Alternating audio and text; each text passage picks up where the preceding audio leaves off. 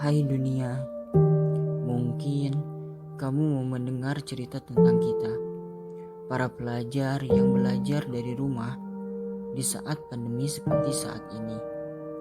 Ya, sebelum virus ini menyerang dunia, semua berjalan seperti biasa.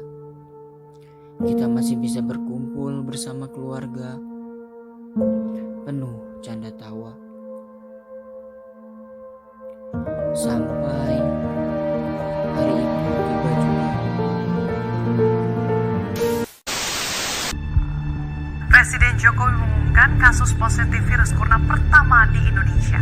2 warga Indonesia yang positif terinfeksi virus corona disebut telah melakukan kontak dengan warga negara Jepang. Presiden Joko Widodo mengumumkan 2 WNI positif terjangkit virus corona. Saudara, demi mencegah penyebaran pandemi virus corona baru COVID-19, mematuhi instruksi pemerintah pusat dan daerah, seluruh sekolah dasar dan menengah pertama di Surabaya, Jawa Timur meniadakan kelas dan menerapkan pembelajaran daring. Ini para siswa mendapat pelajaran di rumahnya masing-masing melalui sistem daring dari masing-masing guru mereka.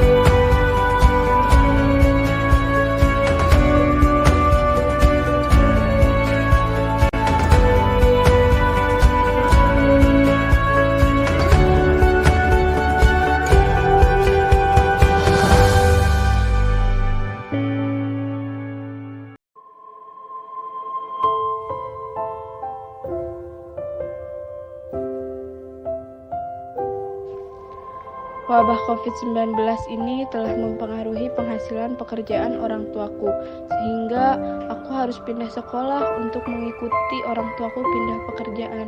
Aku sedih karena harus berpisah dengan teman-temanku. Mutasi peserta didik adalah proses perpindahan peserta didik dari sekolah ke satu sekolah yang lain, atau perpindahan ini juga disebut perpindahan peserta didik yang berada di dalam sekolah. Begitu besar dampak dari wabah COVID-19 ini. Ia telah memaksa salah satu sahabat kami untuk pindah sekolah, mengikuti pekerjaan orang tuanya yang terpaksa harus dipindahkan. Selamat melanjutkan langkahmu. Selamat berjumpa lagi di tangga kesuksesan dalam senyum yang lebih indah.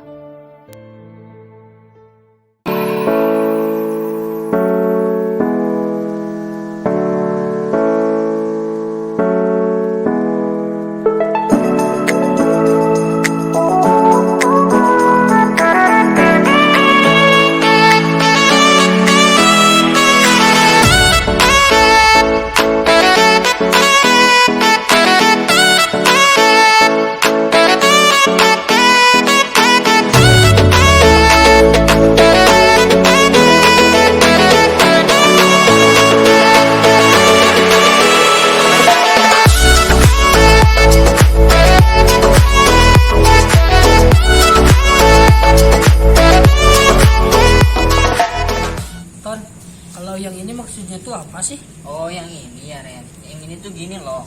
Guys, bentar lagi kan kita mau UN, terus kita mau lulus. Kalau kriteria kelulusan peserta didik itu apa aja ya? Jadi gini Resna, untuk kriteria kelulusan itu diantaranya 1. Menyelesaikan seluruh program pembelajaran. 2. Nilai rapot tiap semester yang baik memenuhi standar KKM. Dan yang ketiga, nilai ujian sekolah. Gitu. Terus kalau kriteria kelulusan dan konsep kelulusan itu apa bedanya ya? Untuk kriteria dan konsep kelulusan itu berbeda. Kalau konsep kelulusan diantaranya 1. Menurut Permendikbud nomor 5 tahun 2015 tentang peserta didik. Lalu yang kedua, menurut Permendiknas nomor 23 tahun 2006 ada 3 komponen standar kelulusan. Di antaranya 1. Standar kompetensi lulusan mata pelajaran. 2. Standar kompetensi kelompok mata pelajaran. Dan 3. Standar kompetensi kelulusan. Oh, kalau standar kompetensi lulusan itu gimana? untuk standar kompetensi kelulusan itu ada 2, diantaranya 1. Ujian sekolah.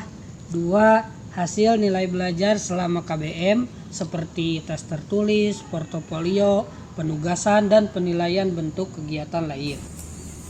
Lalu, kenapa UN harus menjadi standarisasi kelulusan?